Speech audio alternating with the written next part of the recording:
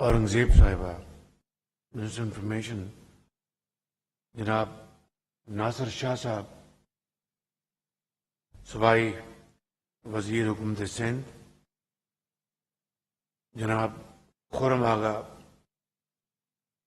Secretary communication محترم جناب صلاح الدین صاحب،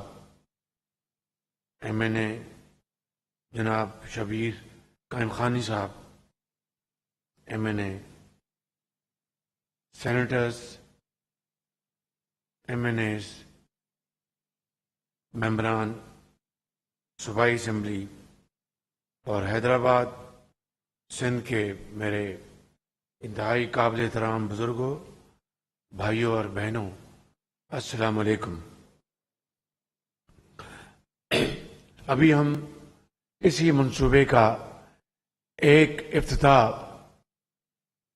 سکر میں کر کے آئے ہیں اور اب دوسرا افتتاح آج اس وقت حیدرآباد میں ہوا چاہتا ہے، اور میں آپ کو سب کو دل کی عطا گہرائیوں سے مبارکباد پیش کرتا ہوں کہ یہ عظیم منصوبہ جو کہ جس طرح بھی آپ کو یہاں پر بھی اور سکر میں بھی بتایا گیا کہ بانی موٹر ویز میاں محمد نواز شریف، یہ انہی کی قومی بصیرت تھی، سوچ تھی، جس نے آج پشاور سے لے کے سکر تک پورے پاکستان کو ایک لڑی میں پرو دیا ہے، اور آج انہی کے اس ویژن کو ہم آج آگے بڑھا رہے ہیں میاں نواز شریف کے، اور سکر حیدرآباد کا یہ منصوبہ سیگمنٹ جو کہ 306 کلومیٹر ہے اور 307 ارب روپے کی اس کے اوپر خطیر رقم خرچ ہوگی، اور اللہ تعالیٰ نے چاہا تو 30 مہینے میں یہ منصوبہ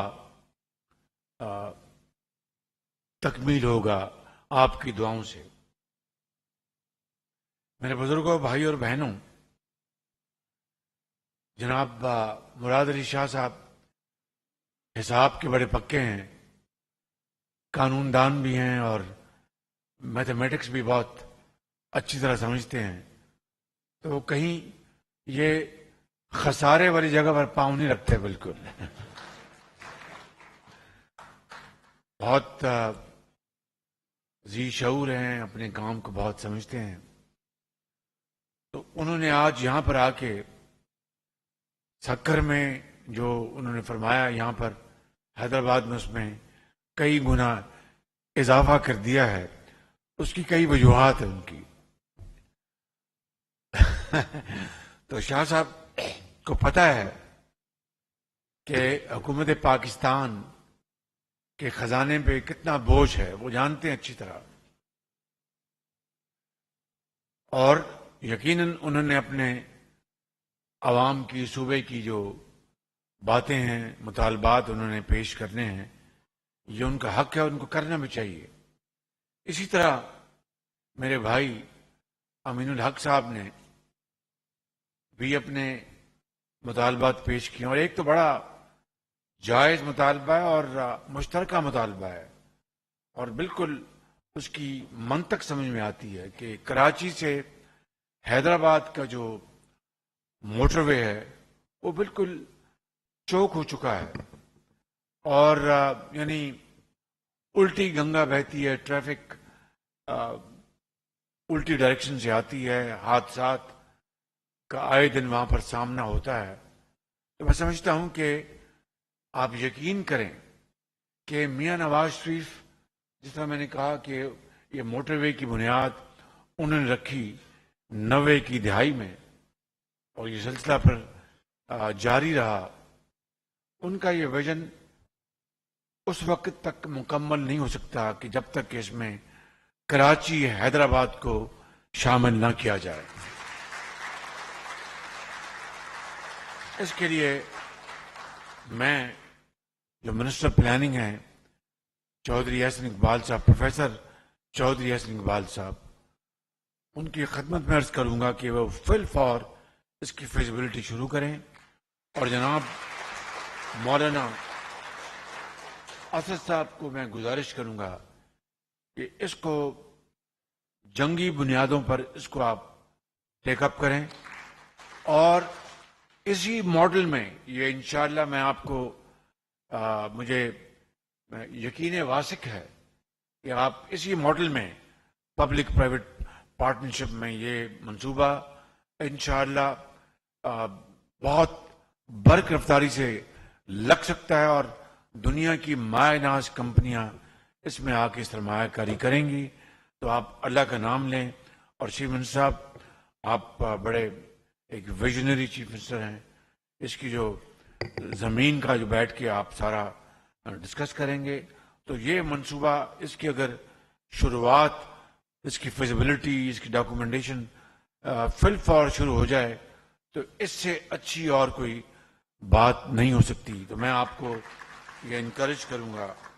کہ اس کے اوپر فل فور کام کیا جائے۔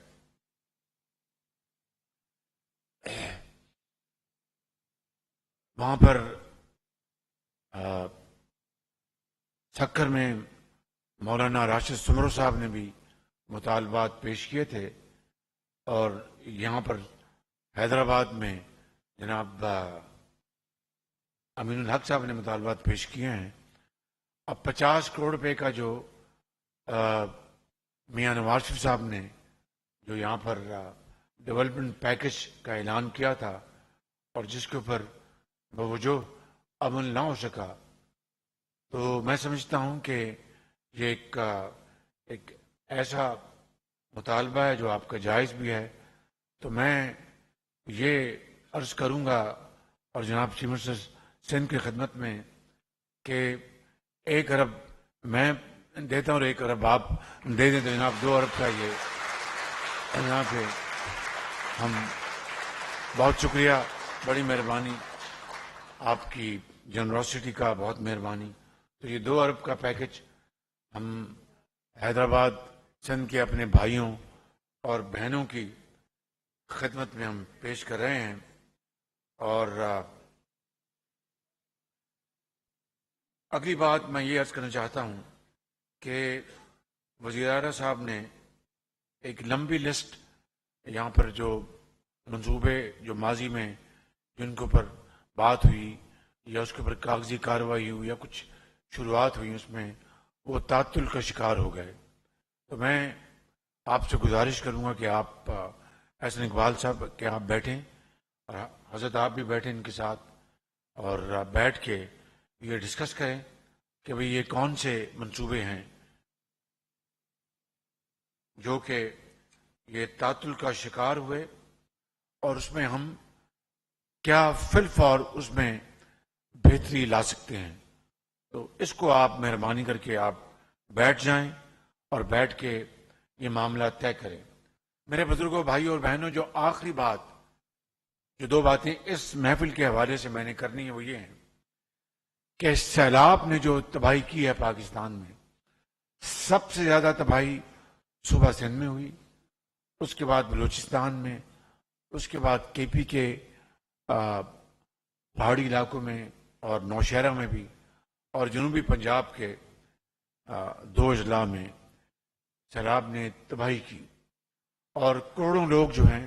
وہ اس سے متاثر ہوئے۔ بغیر کسی تفصیل میں جائے حکومت پاکستان نے صوبائی حکومتوں کے ساتھ مل کر شبانہ روز عوام کی خدمت کرنے کی ایک بہت خلوص سے کوشش کی، اور ساتھ جو متعلقہ ادارے تھے، این ڈی ایم اے، پی ڈی ایم اے، افواج پاکستان، دن رات کام ہوا۔ تفصیل آپ کو اچھی طرح علم ہے، اور تقریباً میں اگر یہ کہوں کہ سب کچھ تمام ملا کر جو وسائل صوبوں نے اور وفاق نے خالی جو 25,000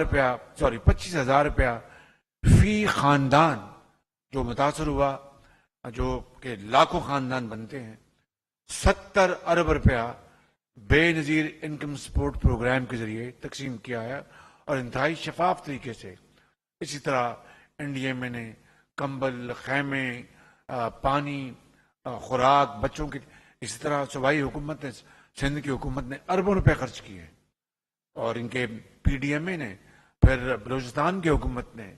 پنجاب کی اور کے پی کی حکومتوں نے، ہم نے مل کر. میں یہ سمجھتا ہوں کہ اس میں کوئی ذرا بھی اس میں منمہ کاری یا کوئی ایسی بات نہیں جس کو آدمی نہ کہہ سکے کہ 100 ارب روپے سے بڑھ کے وفاق صوبوں نے خرچ کیا. لیکن لاکھوں لوگ آج سردی میں ٹھٹر رہے ہیں بلوچستان کے سنگلاق پہاڑوں میں، اور کے پی کے برف پوش پہاڑوں پہ، اور سندھ کے میران کی وادیوں میں. ان کو آج خیمے چاہیے، ونٹر ان کو چاہیے، بلینکٹس چاہیے ان کو. باہر کے ممالک نے بھی، ہماری دوست ممالک نے مدد کی ہے. ایک بہت بڑا واٹر فلٹریشن پلانٹ فرانس نے دیا. شاہ صاحب ابھی بھی کام کر رہا ہے سندھ میں،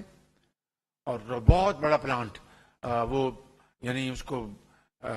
کئی ٹن وزنی پلانٹ ہے وہ، جو کہ سندھ میں یہ فرانس نے دیا تھا ہمیں. اسی طرح یو اے ای نے، سعودی عربیہ نے، قطر نے، اور دوست ممالک کے برطانیہ نے، امریکہ نے، چائنا نے اور دوسرے ممالک نے بہت مدد کی. لیکن یہ اتنی بڑی تباہی ہوئی تھی کہ جس کا اندازہ لگانا کوئی آسان کام نہیں. 30 ارب ڈالر کے نقصانات ہوئے ہیں. اب 9 جنوری کو جنیوا میں ہماری ڈونرز کانفرنس ہو رہی ہے، اور وہاں پر ہم اپنا کشکول نہیں لے کے جائیں گے، اپنا حق مانگنے کے لیے وہاں پر آواز اٹھائیں گے جس طرح ہم نے دوسرے فورم پہ اٹھائی ہے. اور اس طرح پاکستان کے پاس جو بھی وسائل ہیں ہمیں اپنے ان بھائیوں اور بہنوں اور ماؤں کے لیے ہم وقف کر دیں گے. بہت مشکلات ہیں، چیلنجز بہت ہیں. ایک طرف معاشی تباہی جو پچھلی حکومت نے کی، مہنگائی کا بوجھ ہے، آئی ایم ایف کا کہ کڑی شرائط ہیں، انہوں نے باقاعدہ پاؤں میں زنجیریں پہنا دی ہیں. پھر آپ دیکھتے ہیں کہ ہمیں اس سیلاب کے لیے ہمیں جو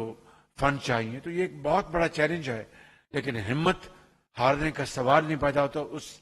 مالک جس کے قبضے میں ہماری جان ہے. انشاءاللہ اس کی مدد اور نصرت سے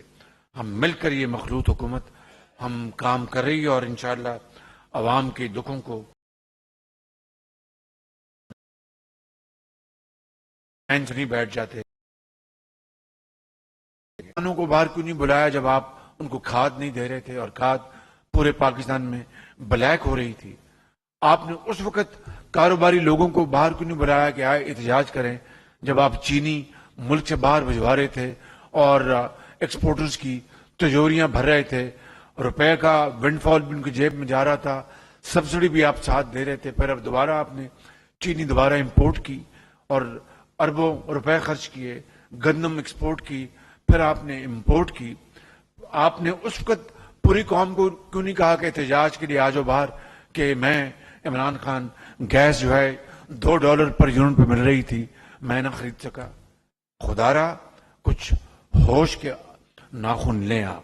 اگر آپ کو ذرا بھی اس قوم کی حالت زار کا اندازہ ہے، جو کہ آپ کو ہے مگر آپ کو پرواہ کوئی نہیں، آپ کا ایک پتھر دل ہے، تو اس قوم کو آپ اس کی بحالی کے لیے کوشش کریں. سیلابوں میں تو آپ جا نہیں سکے، وہاں پر تو آپ پہنچ سکے، اور آپ قوم کو اکسانے کی کوشش کر رہے ہیں. مجھے کبھی امید ہے کہ جو ذی شعور لوگ ہیں، یہ قوم بہت ایک شعور رکھنے والی قوم ہے، اور یہ قوم بڑی قربانیاں دی ہیں. انشاءاللہ ایسا نہیں ہوگا، اور ہم مل کر انشاءاللہ اس کشتی کو ہم منجھدار سے نکال کر کنارے پہ لگائیں گے، اور قائد کا پاکستان ہمیشہ قائم رہے گا انشاءاللہ، اور پاکستان کے اوپر کوئی آنچ نہیں آئے گی. پاکستان